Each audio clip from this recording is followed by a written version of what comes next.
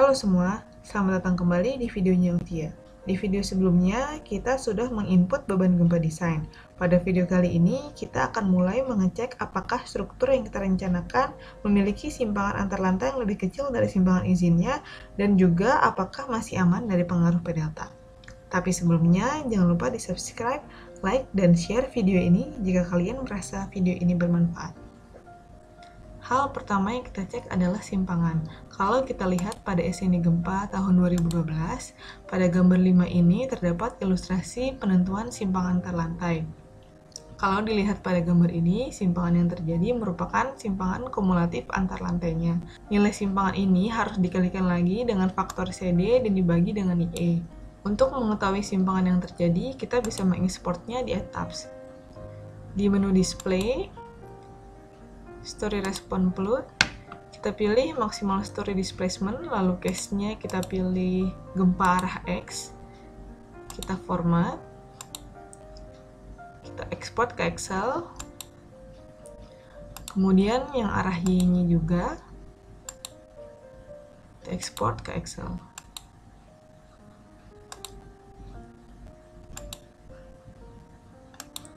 Kemudian kita hitung pada Excel. Kita copy dulu ke satu Excel.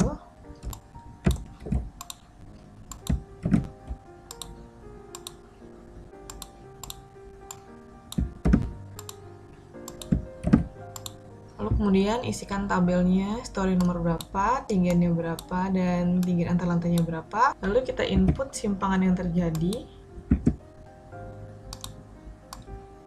arah X. Kemudian simpangan yang terjadi ini dikalikan nilai CD-nya dibagikan dengan IE-nya. Kemudian kita mencari simpangan antar lantainya dengan mengurangkan. Kemudian cek ke arah simpangan izinnya. Nilai simpangan izin ini terdapat pada SNI 2012 pada tabel 16, yaitu untuk kategori risiko 4 adalah sebesar 0,01 dikalikan tinggi antar lantainya. Maka didapat nilai simpangan izin yang terjadi adalah 4000 dikalikan 0,01 atau 40 mili. Nah, dari nilai ini sudah kita dapat lihat simpangan yang terjadi lebih kecil dari simpangan izinnya. Maka untuk simpangan arah X aman. Lalu kemudian kita cek ke arah simpangan Y. Kita link simpangan yang terjadi. Kemudian simpangan yang terjadi lebih kecil daripada simpangan izinnya, dan simpangan Y juga masih aman. Setelah itu, cek ke arah P delta-nya. Pengecekan P delta ada pada SNI gempa 2012 di pasal 7.8.7. Koefisien stabilitas nilainya adalah Px dikalikan simpangan antar lantai dikalikan IE lalu dibagi dengan Fx atau gaya geser desain seismik lalu dikalikan dengan tinggian antar lantainya lalu dikalikan dengan nilai CD-nya. Untuk nilai Px atau beban desain vertikal total ini nilainya tidak perlu melebihi 1. Maka untuk kombinasi P delta atau Px nilainya bisa kita ambil 1 dead load ditambah 0,3 left load. Untuk menginput nilai Px-nya ini kita masuk ke etapsnya. Ini kita unlock dulu. Lalu kemudian kita tambahkan load kombinasinya. Add new combo. Kita tulis P delta. Jadi nilainya 1 dead load ditambah dengan 0,3 left load. Scale faktornya kita ganti jadi 0,3. Lalu oke dan oke. Kemudian bisa kita running.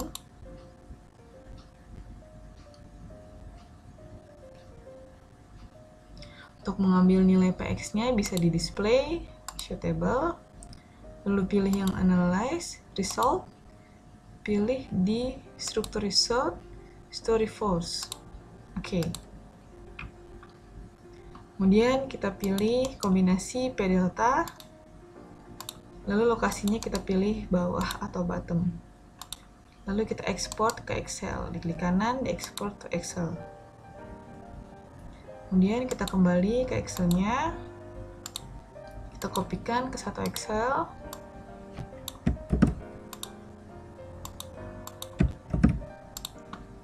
Kita isikan tabel-tabel yang perlu kita isi dengan nilai P sama dengan P yang tadi kita input.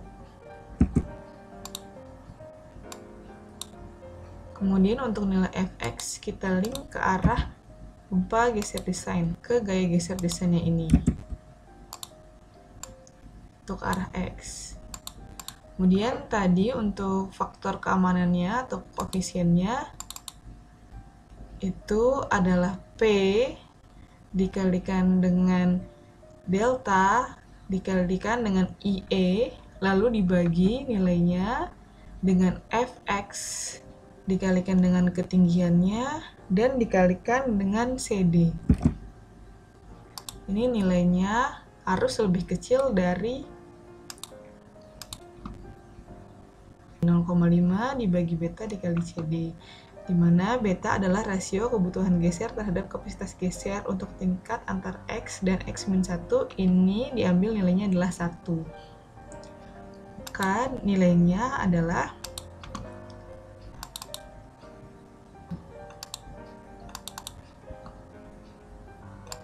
yang terjadi lebih kecil dari yang maksimum, maka struktur masih stabil. Berikutnya dengan arah Y juga kita cek. Ini ganti ke arah Y.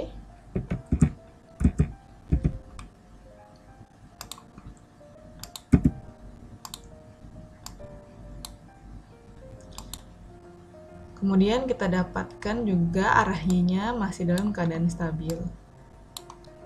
Nah, untuk pengecekan P delta ini, kalau dari SNI kita dapat bahwa jika koefisien stabilitas ini lebih besar dari koefisien stabilitas maksimum, maka struktur berpotensi tidak stabil dan harus dihitung ulang.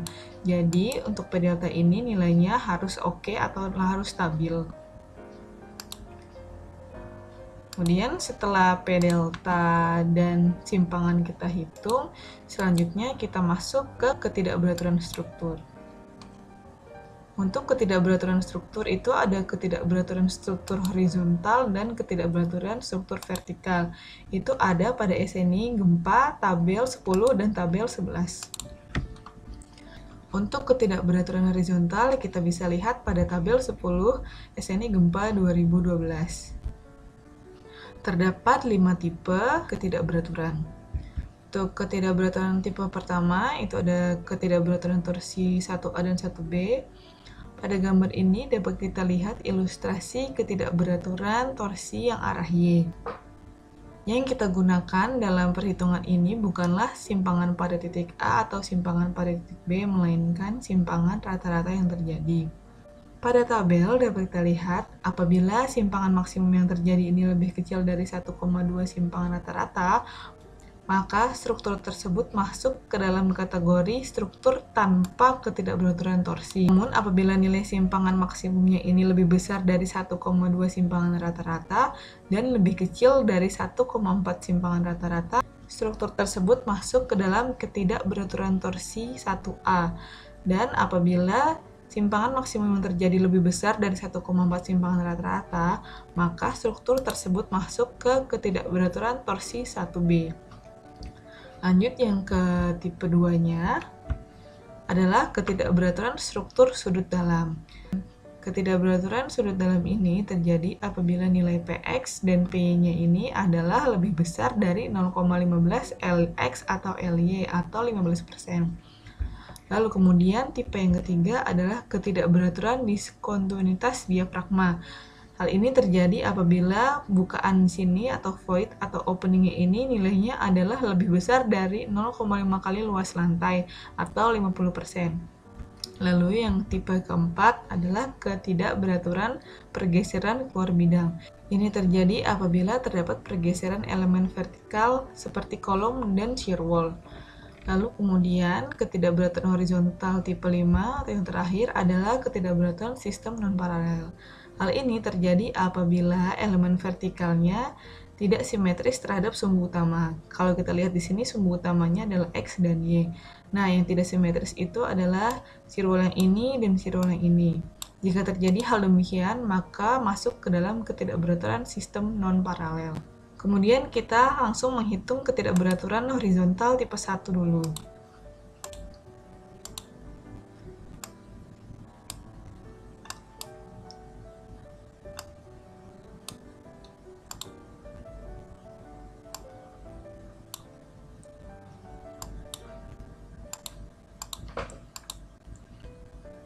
kita plan view.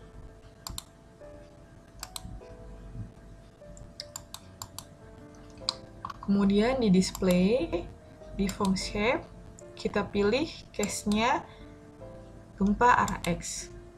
Oke. Ini kalau kita arahkan ke join-joinnya atau ke kolomnya, maka akan terbaca nilai UX dan UY-nya. Ini yang akan kita pakai untuk menghitung ketidakberaturan horizontal. Untuk arah X yang kita tinjau adalah as H3 dan as H1. Nah, kita pilih yang untuk as H3 ini adalah SA dan untuk S1 ini adalah SB. Maka nilainya kita hapus dulu.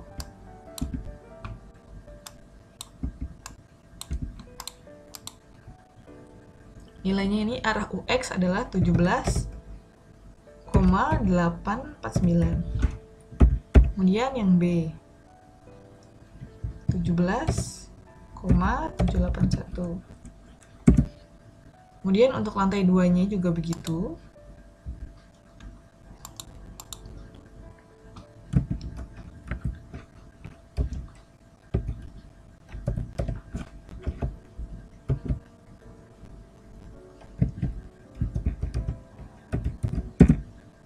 Dan juga lantai 1-nya.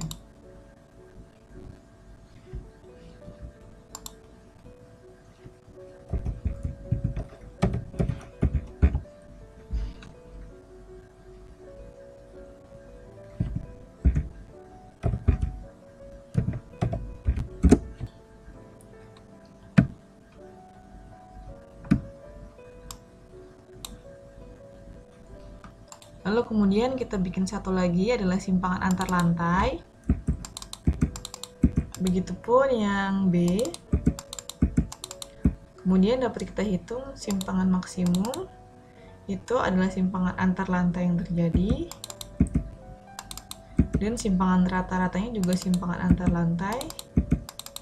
Kemudian kita bikin 1,2 simpangan rata-rata dan 1,4 simpangan rata-rata. Maka yang terjadi adalah simpangan maksimum nilainya lebih kecil dari 1,2 simpangan rata-rata. Untuk arah X termaksud tanpa ketidakberaturan torsi. Kemudian kita lakukan hal yang sama untuk arah Y.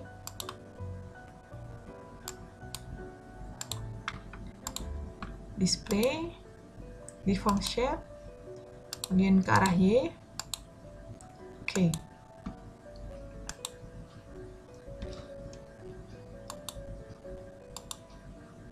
Untuk arah Y di lantai atapnya, itu kita input yang UY 24,717. Kemudian titik selanjutnya 12,190. Berikutnya lantai 2.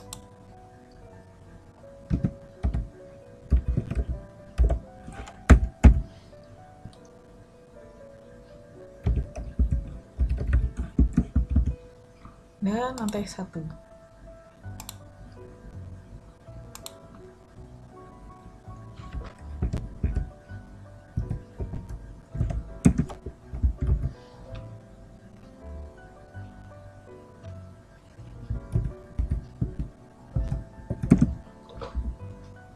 Kemudian kita lihat nilainya. Simpangan maksimum ini nilainya di antara 1,2 simpangan rata-rata dan 1,4 simpangan rata-rata. Ini untuk lantai atap, lantai 2, dan lantai 1 arah Y masuk ke dalam ketidakberaturan torsi A. Selanjutnya yang perlu dicek adalah ketidakberaturan vertikal. Ketidakberaturan struktur vertikal ini diatur pada tabel 11 SNI Gempa 2012. Ini terdapat juga 5 tipe. Untuk tipe yang pertama adalah ketidakberaturan kekakuan atau tingkat lunak. Ini terjadi apabila kekakuan sembarang tingkat kurang dari 70% kekakuan tingkat di atasnya atau kurang dari 80% tingkat di atasnya. Itu untuk yang ketidakberaturan vertikal tipe 1A. Untuk yang tipe 1B itu kurang dari 60% dan 70%. Untuk nilai kekakuannya sendiri itu adalah dapat kita lihat pada Excel. Ini nilainya, story drift ini adalah delta dibagi dengan H. Delta dibagi H ini adalah nilainya kesimpangan yang sudah kita hitung sebelumnya. Nilainya adalah ini untuk arah X dan ini untuk arah Y.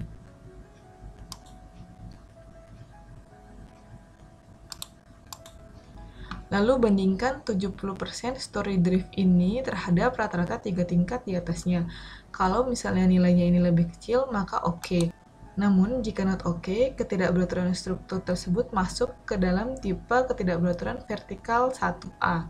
Begitupun untuk yang arah Y, dan untuk yang tipe B, itu diceknya 60% dan 70%.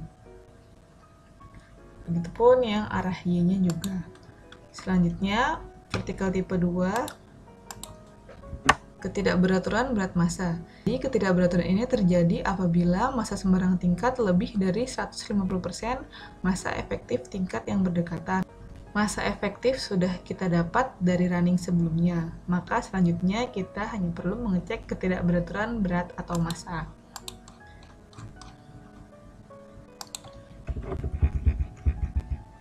Nah, untuk berat sendiri kita link ke arah central mass of rigidity di massa atau beratnya ini. Kemudian kita hitung 150%-nya.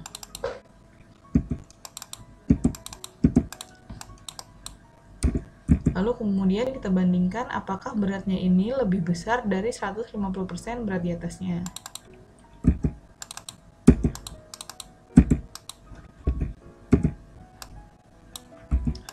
Nah, dari perhitungan kita dapat di lantai 2 ini tidak oke, maka struktur ada pada kategori ketidakberaturan berat atau massa. Ketidakberaturan tipe 3 ini adalah ketidakberaturan geometri vertikal. Ini terjadi apabila dimensi sistem penahannya ini lebih besar dari 130% dimensi sembarang tingkat. Untuk perencanaan ini, dimensi sistem penahan beban lateral adalah sama atau tipikal, maka tidak perlu dihitung. Dan juga tidak termasuk ke dalam ketidakberaturan geometri vertikal. Selanjutnya, yang ke tipe keempat adalah ketidakberaturan diskontinuitas dalam bidang. Ketidakberaturan ini ada bila terjadi pergeseran sejauh D. Untuk gedung kali ini tidak terjadi pergeseran, maka tidak termasuk ketidakberaturan tipe 4. Dan yang kelima adalah ketidakberaturan kekuatan tingkat lunak. Untuk tipe A terjadi apabila kuat lateral sembarang tingkat kurang dari 80% kuat tingkat di atasnya, dan untuk tipe B terjadi apabila kuat lateral sembarang tingkat kurang dari 60% kekuatan tingkat di atasnya. Kekuatan lateral tingkat sendiri ini adalah kekuatan total elemen penahan gaya gempa yang berkontribusi menahan gaya geser tingkat pada arah yang ditinjau. Pada perencanaan kali ini juga tidak termasuk ketidakberaturan kekuatan tingkat lunak. Kalau kita lihat lagi ke seluruhnya, struktur yang kita buat ini masuk ke dalam ketidakberaturan torsi A atau horizontal tipe 1A dan ketidakberaturan massa atau ketidakberaturan vertikal tipe 2. Nah, untuk selanjutnya kita cek ke tabel 13 SNI Gempa 2013.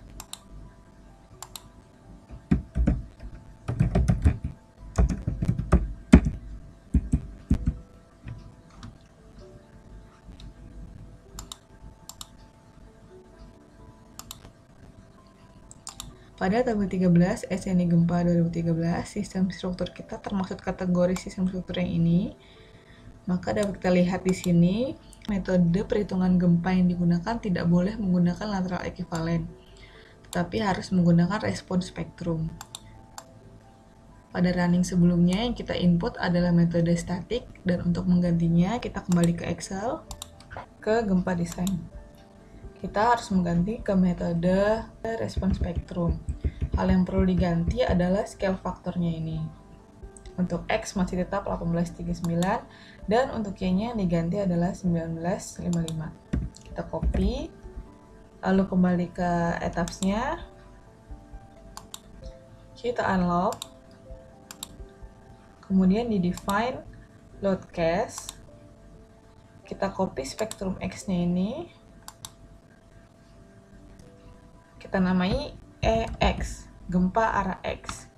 Nilainya tetap sama. Lalu yang arah Y, copy. Y, scale faktornya ini yang berubah tadi. Oke.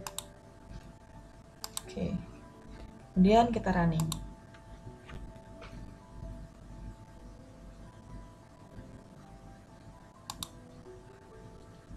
Oke, cukup segini dulu video kali ini. Jika ada pertanyaan, bisa tinggalkan di kolom komentar.